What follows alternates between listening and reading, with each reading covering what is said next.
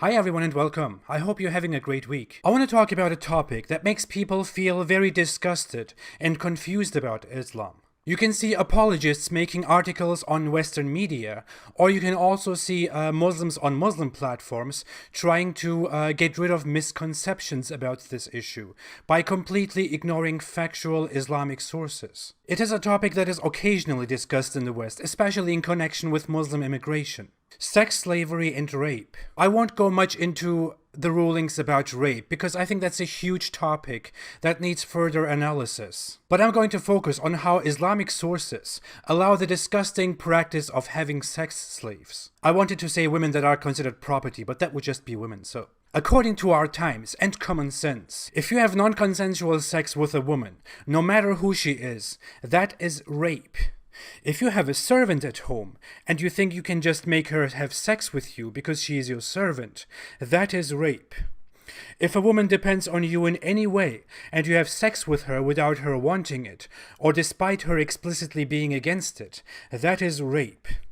Sex with prisoners and captives, not free humans, would be considered rape. All of this is common sense, no excuses. According to Islam, it doesn't really look that way. Islam is not so tough on men. It understands that men might quite have the desire to have sex slaves and to have sex with them. That's no big surprise, since men are considered higher than women anyway in Islam. And the Quran makes that very, very clear in multiple verses. The Quran says that men are above women, that good women are obedient. The Quran and the Hadith make it very clear that a husband can beat her if she repeatedly shows disobedience. It's also unsurprising since the Quran describes wives as men's place of sowing seed, that you can approach when and however you want. So what does even anyone expect about sex slaves? When we talk about female slaves and captives of war, ISIS released a disgusting, horrible pamphlet in 2014 explaining how female slaves are to be treated according to Islam. It is truly disgusting when you read it through. But it was well sourced and explained that female captives are under complete control of their owners. That publication, released by the terrorists, is in accordance with Islam. It mentions some points about sex slavery, such as that non-Muslim women can be taken captive and used as slaves. It points out that Islamic scholars agree on that, and that is right. That their owners can have sex with them as they wish, that the owner can buy, sell, or give the slave. That men can have sex with those slaves if they didn't reach puberty, but are able to have sex. That men can beat the slaves, but only for disciplinary reasons. But it also mentions that freeing slaves, especially if they convert to Islam, is a good deed.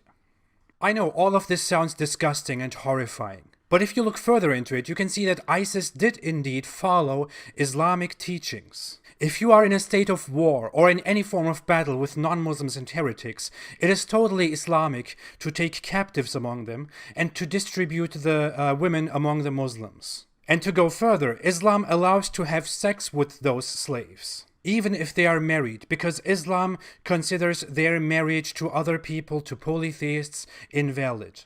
This is made clear in a hadith, which tells that the Muslims were in a fight, and the Muslims were refraining from having sex with the captives of war, because they were already married to the polytheist enemies. When they brought this issue to Muhammad, Allah suddenly revealed a Quran verse mentioning which women are forbidden to marry and to have sex with, and then it goes on and makes an exception for those your right hands possess. Another example is Chapter 70, verse 30, where the Quran orders to protect your chastity and your private parts, except from your wives and those your right hands possess. What is interesting about the hadith is that the Muslims, the followers of Muhammad, refrained from having sex with those slaves, with those captives of war, because they were already married. And then Muhammad invents a new Quran verse which allows that. So it is originally Islamic. As a side note, the term used here, what your right hands possess, is a direct translation of the Arabic and refers to slaves. That's a common Islamic and at that time Arabic expression for slaves. Slavery is a normal thing in Islam. It existed from the beginning and it never indicated any end to it, no matter what moderate Muslims claim. Also, and this is quite interesting, the Quran clearly divides humans into three categories: free men, slaves, and women. I will make a comprehensive video on slavery very soon.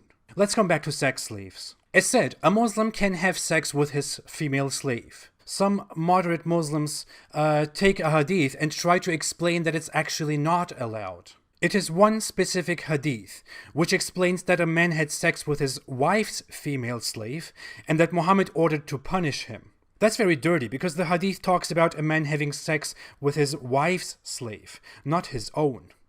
That is forbidden in Islam. You cannot have sex with someone else's slave. That's evil.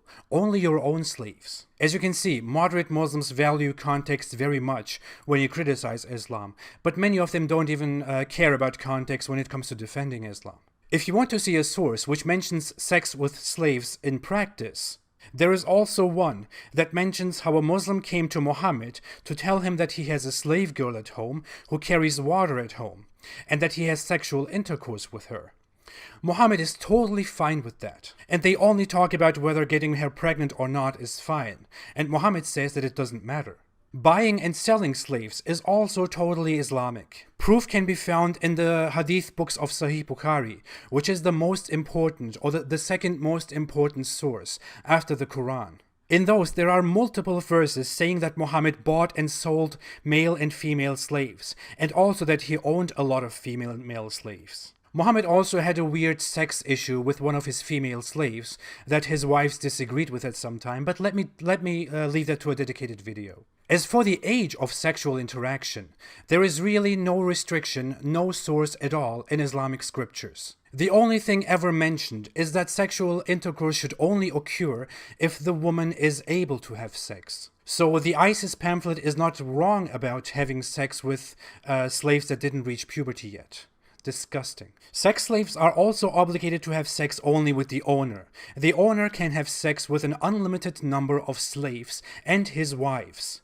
Not at the same time. Stop fantasizing. But a slave is not allowed to have sex with anyone else, not even with another slave. Other hadith also mention that Muhammad did indeed distribute captives of war as slaves to his followers. In one hadith, a companion of Muhammad asks him for a slave girl, and Muhammad tells him to pick any of the girls. To be fair, Muhammad also said that he never beats his slaves, which makes him a good guy. But in another hadith, he also says that you shouldn't beat your wives the way you beat your slaves, which implicitly allows the beating of slaves. That's why ISIS says that it's okay to beat them, as long as it's only for discipline. What is also quite disturbing about all of this is one of the final points that ISIS made in that pamphlet, and it's totally in accordance with Islam. According to Islam, a slave can be offered freedom for two reasons: marrying them and conversion. Now think about that a bit deeper. No one wants to be a slave, especially not the sex slave of some desert warlord who invents divine verses in his mind. By offering them freedom through marriage, you're offering them something that they probably don't really want, but also something that they probably shouldn't refuse. But Muhammad doesn't really care about the consent of women in general anyway, since these are also his words. Her silence is her consent. But the second thing about conversion, no one wants to be a slave, but it's considered the right thing to free a slave if they convert to Islam.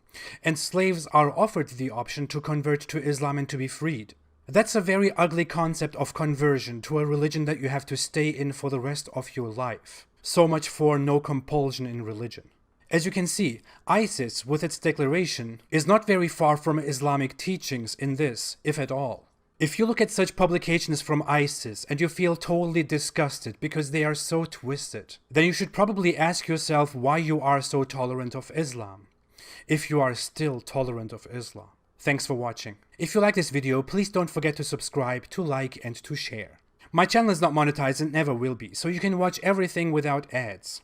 If you want to support my cause, you can do so on Patreon. The link is below in the description.